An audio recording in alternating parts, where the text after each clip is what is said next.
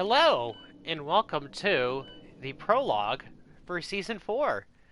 Before I begin, I figured I would go over briefly some of the stats from Season 3.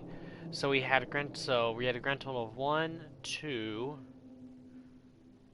3, 4, 5, 6, math on the fly here, 7, 8, 9 different winners. With the lowest winner finishing outside the top 10 in points, which was Oscar Piastri. The highest finishing driver that didn't have a win was Yuki Tsunoda, who had a great year in the McLaren, had a great start to the season. The big highlight, maybe in a negative sense, Esteban Ocon had so many engine failures. He had 1, 2, 3, 4, 5, 6, 7, 8, 9 DNFs in the Alpine. The unreliability on his car was incredible. And meanwhile, his teammate Pierre Gasly, no DNFs at all. So clearly, we know what side of the garage the problems were on. Um, Not a ton of DNFs on the top running cars. Verstappen had 2 DNFs. Of course, he did not have a great season at all by his lofty standards. Russell had a DNF. Leclerc had no DNFs. His worst finish was 15th, or actually 18th. Norris had a DNF. Carlos Sainz actually had no DNFs. So,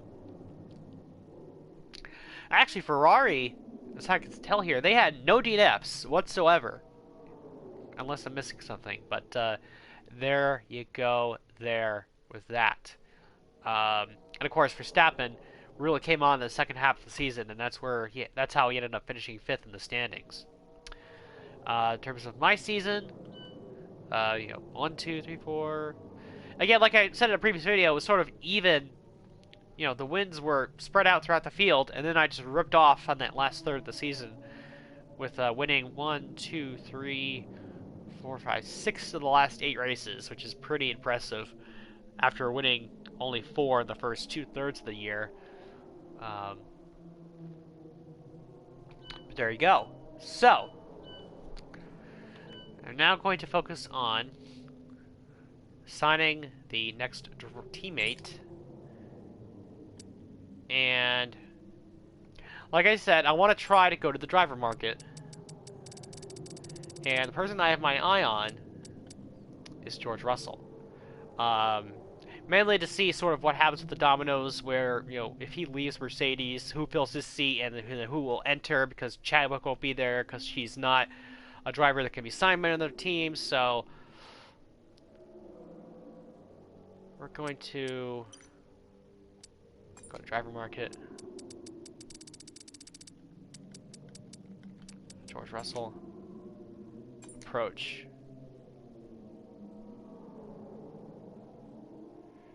Accepted. Okay, so we're negotiating with Russell. Start negotiation.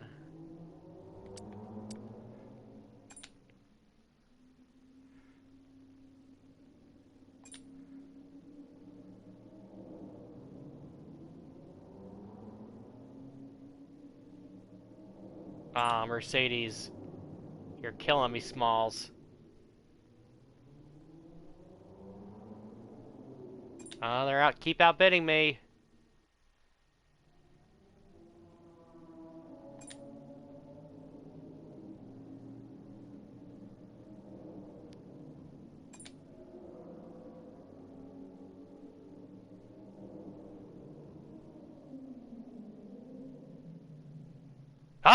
There we go.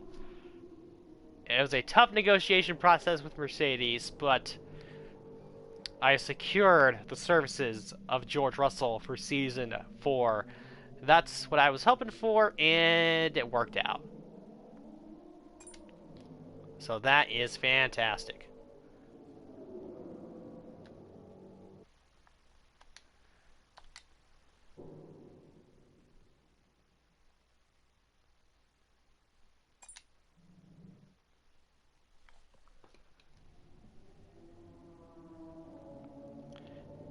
And again, this is just more so just to provide a little bit of shakeup for season 4, because again, Jamie Chadwick, she's not a driver that can be signed by another team, um, because she's one of the the not the legend. Well, there are legends, but she's not one of those drivers where she could be assigned by another team. The my team drivers, she can't be picked by another team. It's if you drop her, then she's not going to be assigned by anyone else. So it should trigger some interesting moves throughout the field. I was considering signing Russell at the end of season 2 solely because Hamilton was retiring, and I wanted to see, okay, what's going to happen when Mercedes has both of their drivers gone? Who are they going to take? But I decided to give Chadwick one more chance.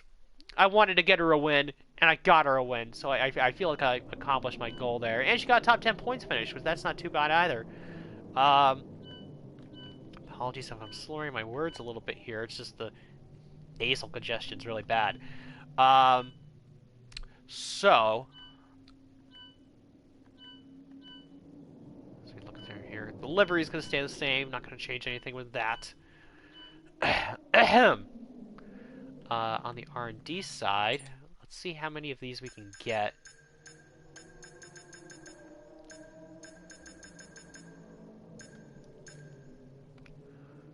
Okay, we'll go with the diffuser side fences.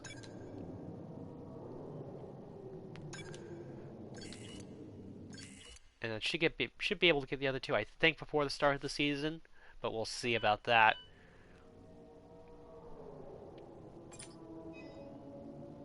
Oh, and the ICE failed. I know we were expecting some new developments to come through, but some of them have failed quality control.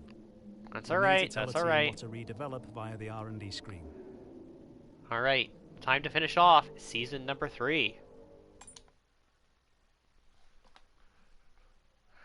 It's going to be really interesting to see how George Russell does now that his stats are like totally maxed out. And another thing that, I completely neglected to mention is that Russell, of course, won that thriller of a championship at the end of season 1. So this team now has all the world championships that have been in this career mode, with Russell winning the first one and then me winning the last 2. So Rockstar Energy Racing has really assembled an all-star driver lineup, you could say.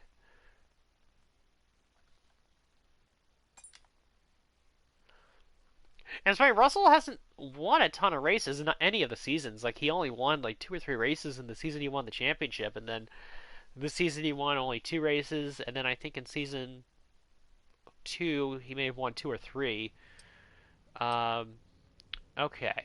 So here is how we're going to handle the schedule. So we're going to remove China, and we're going to remove Imola. We're going to add Saudi Arabia back to the schedule, because despite all the issues with that country, I have to admit the track's really good. And then we're going to add back Qatar, which has not been seen on the calendar since season 1. So it's going to be a very heavy back half of the schedule, with a couple big breaks in between the first part of the season. Really, the break from Australia to Miami is going to be the huge break there. But yep. So no China, no Azerbaijan, no Imola. Azerbaijan was not on the schedule in season 3, so I'm really only dropping China, Imola, for Saudi Arabia, and Qatar.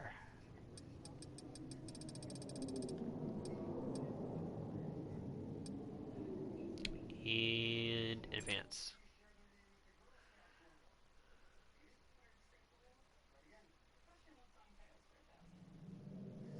Driver. All of that stays the same.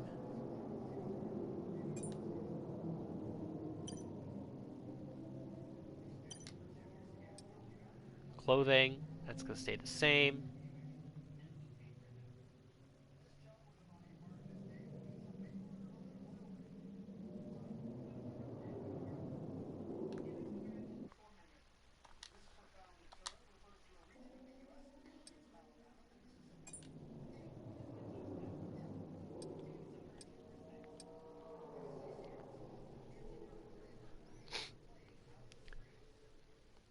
And everything here is going to stay the same. Rockstar Energy Racing, Monet Paris, Renault Tech, and George Russell. Confirm. Livery. I like this livery. You used one livery for 2 seasons. I'll use this one for 2 seasons. Team branding looks good. And we'll advance from there. Reigning champion. Entitled to use driver number 1. Yes. Sticking with that.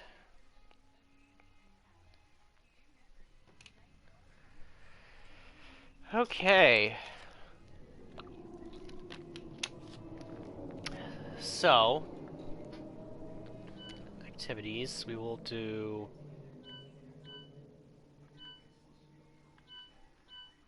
Oh, we actually don't have the R&D points to get those upgrades, so... What gives us resource points? Power durability, aerodynamic and chassis morale, driver training camp. Well, George Russell really doesn't need a driver training camp at this stage of his career. Go aero chassis focus.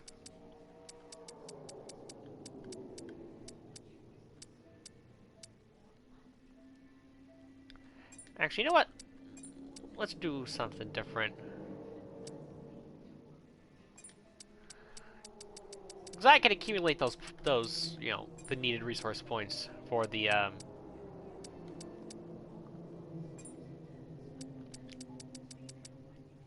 Because it's not like I'm going to be using those points on anything else, really, so... Alright, so... Now that comes the fun part, which is taking a look at... Well, actually, first of all, I can spend money on facilities, I just realized. So, it doesn't matter at this point, everything's pretty much upgraded. But, let's do quality control. Quality control.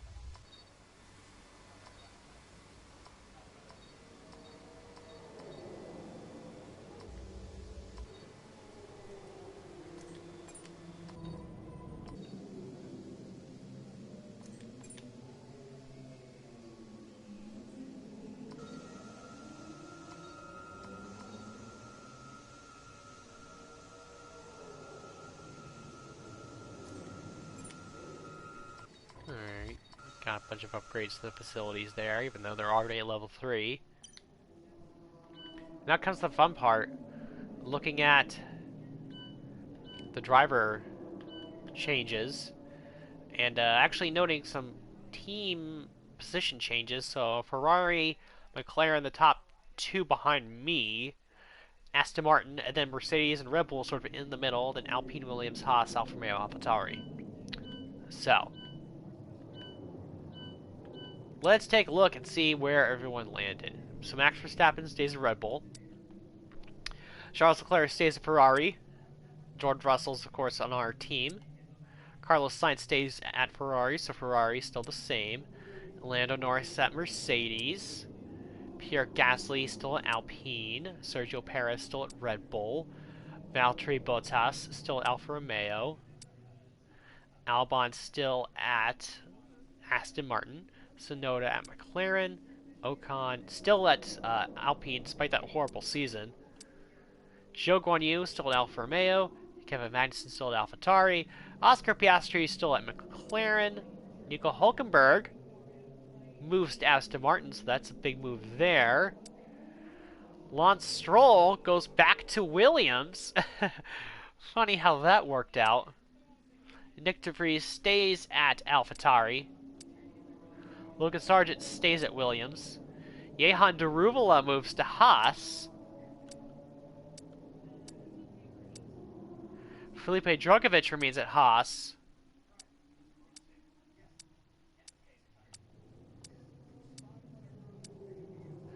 And Liam Lawson, who made some waves last season when he subbed for Daniel Ricciardo at AlphaTauri, is the new Mercedes driver. So Mercedes is Liam Lawson and Lando Norris. That's an interesting driver pairing, to say the least. Can't say that's a horrible choice. But it's interesting. Well, they didn't go for one of the higher paying drivers. They went with one of the free agents. So, again, recapping the moves, we got Liam Lawson moving to Mercedes. Let's see here. Going through the My Team drivers. Jehan Daruvula went from Williams to Haas. Logan Sargent got dumped by his father and went back to Williams. Nico Hulkenberg goes to Aston Martin. Actually, very excited to see what he can do in that car. And yeah, those are I think, are the only real moves. I was expecting more. I think. Let's go to the standings here. You know, Claire Norris, Verstappen, Sainz, Tsunoda, Albon, Sergio Perez, Pierre Gasly, Ocon, Piastri, Stroll is the one change. Hulkenberg is the second change. Stroll, Hulkenberg, Daruvula, Lawson, and that's it. So those are only 4 changes. That's definitely a slight surprise, I have to say. But there you go. So it should be interesting to see how Mercedes does with Norris and Lawson as their driver lineup this year. As we advance through the time.